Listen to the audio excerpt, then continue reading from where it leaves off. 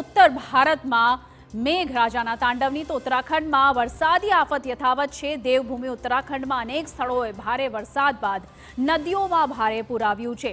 ભાગીરથી નદીનું જળસ્તર સતત વધી રહ્યું છે અને સ્થિતિ એવી બની છે કે ઉત્તરકાશીના ગંગોત્રી ધામમાં પૂરે તબાહી સર્જી છે। પોલીસ અને એસડીઆરએફના જવાનો લોકોને સુરક્ષિત સ્થળોએ મોકલી રહ્યા છે। અમે તમને આવા સંજોગોમાં ચારધામની મુલાકાત લેવાનું ટાળવાની પણ વિનંતી કરીએ છીએ।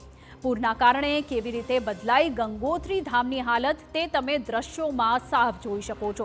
ઉત્તરકાશીના ગંગોત્રી ધામમાં ભાગીરથી નદીનું જળસ્તર ઝડપથી વધી રહ્યું છે અને ઘાટ પાણીમાં ડૂબી ગયા છે। શિવાનંદ આશ્રમના રસ્તાને પણ નુકસાન થયું છે। દુકાનોમાં પણ પાણી ભરાઈ ગયા છે। ઘાટથી દૂર રહેવાની અપીલ કરવામાં આવી છે તમામ લોકોને। તો આ તરફ છત્તીસગઢના બલોદા બજારમાં ધારચુલા બંધના ભંગને કારણે ગણેશપુર ગામમાં પૂર જેવી સ્થિતિ જોવા મળી છે। ઘૂંટણ સુધી પાણી જોવા મળ્યું। એનડીઆરએફની ટીમે 3 લોકોને બચાવ્યા તો 36 લોકોની ટીમ બચાવ મોરચે હજુ પણ રોકાયેલી છે।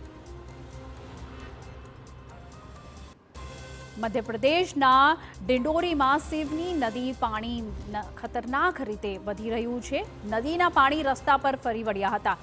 અનેક ગામોનો જિલ્લા મુખ્યાલય સાથે સંપર્ક પણ તૂટી ગયો છે।